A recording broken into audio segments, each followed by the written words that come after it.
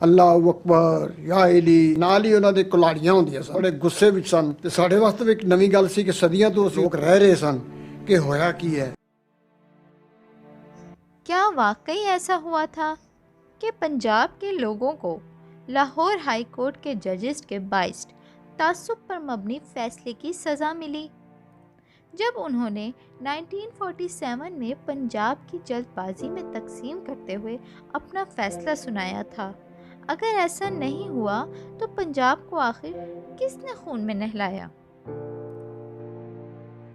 दो जज मुस्लिम लीग को उन्होंने कहा कि आप नॉमिनेट करें, दो जज उन्होंने कहा कि कांग्रेस को हम देंगे कि वो नॉमिनेट करे।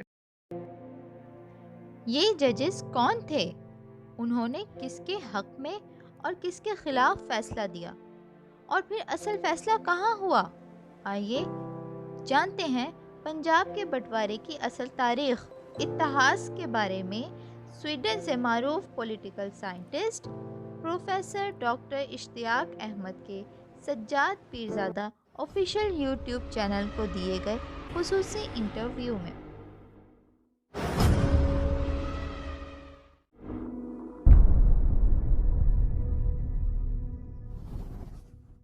जुलाई का महीना है और अगस्त करीब आने वाला है। पंजाब की पार्टीशन हुई, पाकिस्तान और हिंदुस्तान दो मुल्क बने।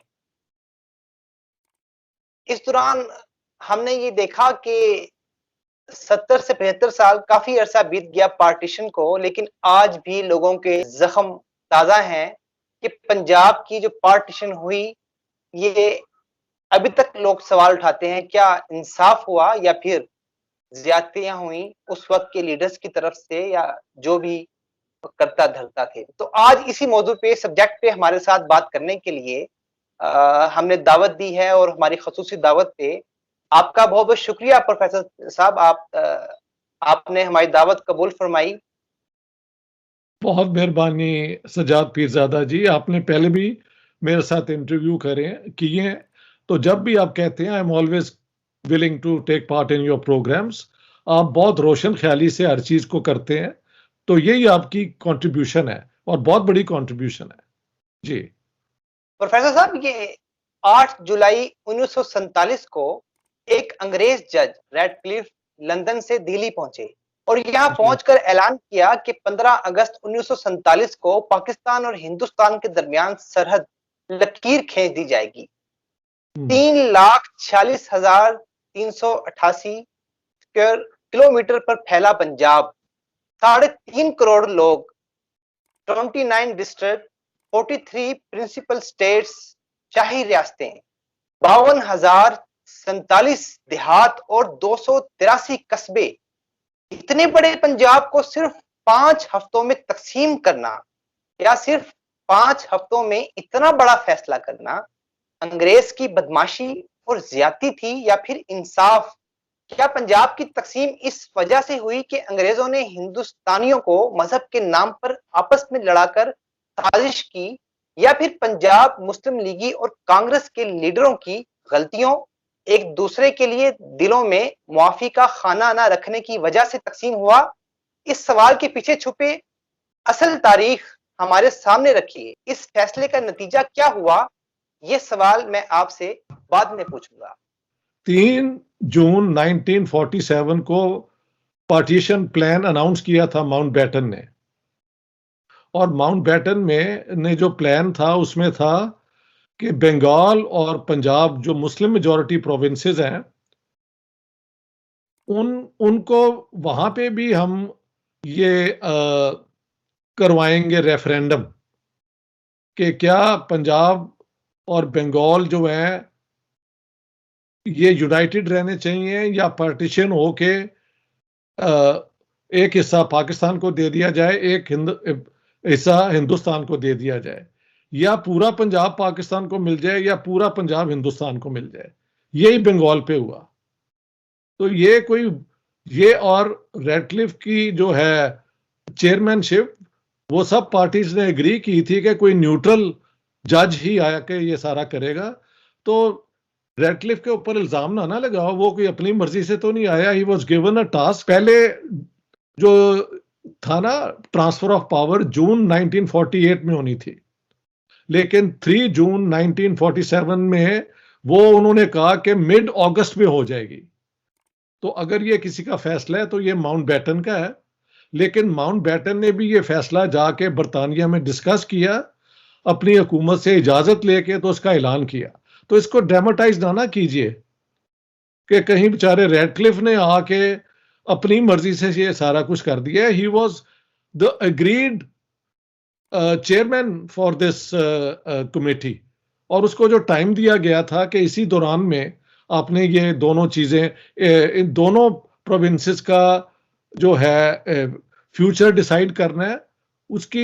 उसका प्रोसेस क्या था कि बंगाल और पंजाब के लिए Bengal and Punjab boundary commission बनाई गई।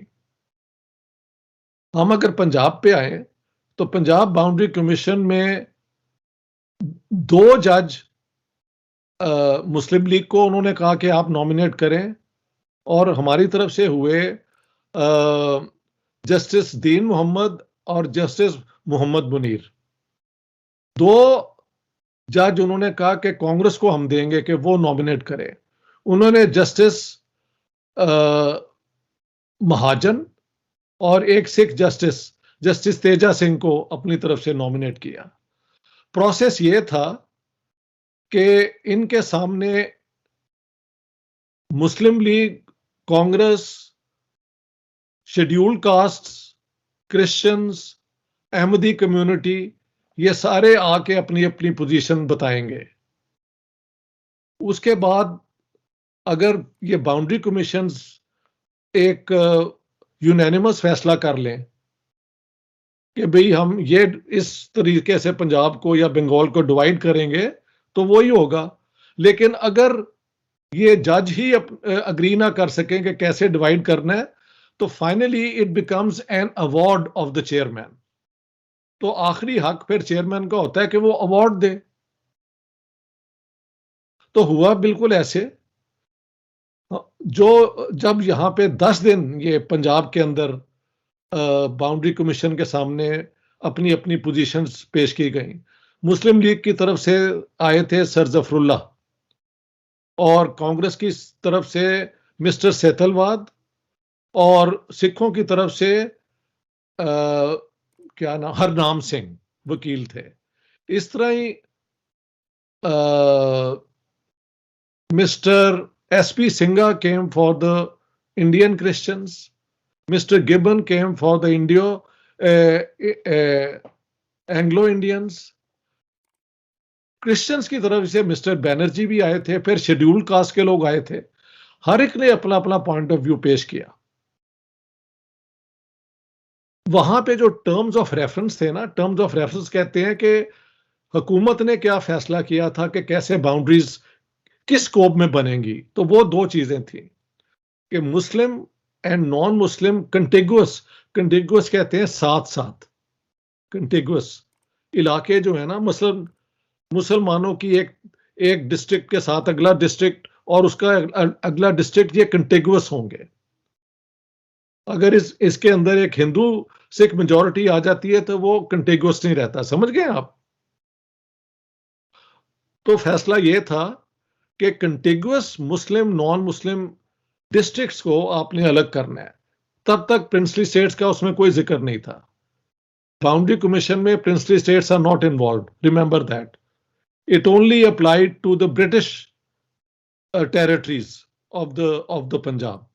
ये भी लोगों को पता नहीं है कि princely states were not involved in the boundary commission. वो तो आजाद भी रह सकती थी, और वो चाहे तो इंडिया ज्वाइन कर लें, पाकिस्तान कर लें। तभी तो कश्मीर, जूनागढ़, ये सारे झगड़े बाद में पड़े हैं ना। लिहाजा ये boundary commissions had to decide only on British territories, जो कि डिस्ट्रिक्ट थे। समझ गए आप? पंजाब के से 29 डिस्ट्रिक्ट। अच्छा, ये था कंटिगुअस एरिया। साथ था and other factors will be taken into account. Hindu-Muslim contiguous areas will be separated from one another and other factors will be taken into account.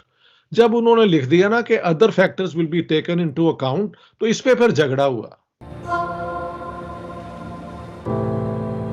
और फिर इस झगड़े में मुस्लिम लीग और कांग्रेस के वकला एडवोकेट्स ने पंजाब पाने के लिए क्या क्या स्ट्रगल्स की, कोशिशें की, और अंग्रेज़ ने 15 अगस्त 1947 को हिंदुस्तान को तकसीम करने के बावजूद 2 दिन बाद 17 अगस्त की शाम को दोनों मुल्कों की सरहद के बारे में लेट फैसला क्यों दिया।